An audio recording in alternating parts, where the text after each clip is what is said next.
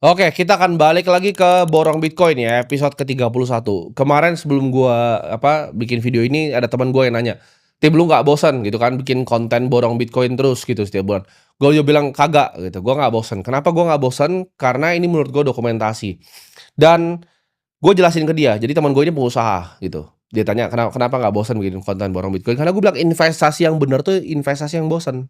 Makin membosankan sesuatu investasi, makin mantap untuk gua ya. Paul Samuelson pernah bilang bahwa investor yang jago nih ya, ketika dia berinvestasi, dia akan lihat seperti ngeliatin tembok cat jadi kering, gitu. Jadi kalau lu jadi seorang investor ada dak-dikduknya, lu ada adrenalin, lu berarti orang bego. Berarti pasti lu rugi di market.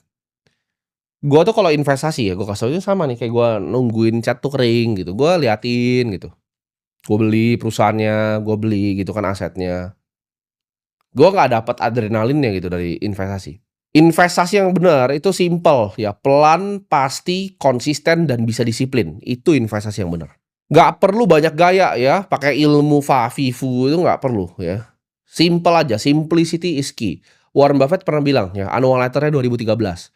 Dia harap kalau bisnisnya itu sebenarnya konsolidasi lebih simpel, dia akan dapat uang yang lebih banyak. Kalau lu adalah orang-orang yang punya otak dan lu ngikutin borong Bitcoin dari episode pertama, lu pasti udah senyum lebar. Kenapa? Karena lu sampai sekarang lu masih cuan besar, ya, masih cuan lebar.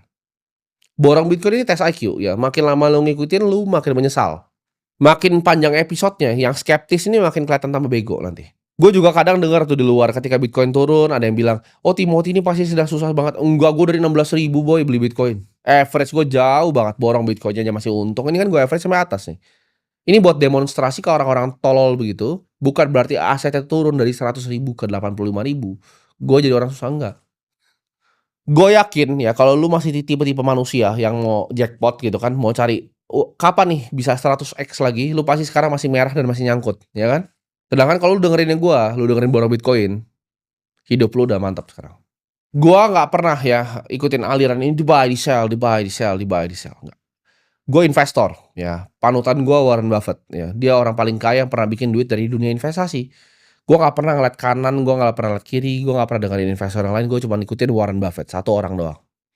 Gue nggak peduli ya pasar mau tutup sampai 10 tahun ke depan gitu, investasi gue ini investasi yang solid semua, perusahaan-perusahaan bagus, aset-aset yang bagus. Mau 10 tahun pasar tutup, gue peduli setan. Gue tenang banget ya, ada Bitcoin gitu, ada equity di perusahaan yang bagus, ada cash balance yang oke. Kalau kalian ikutin cara gue berinvestasi, lu pasti jadi orang kaya. Gua itu suka beli barang ketika extreme fear ya, bukan extreme greed. Kebalik nih, mentalitas orang kebalik. Mereka extreme greed malah greedy dia, malah pengen beli gitu, ijo banget pengen beli. Gua tuh justru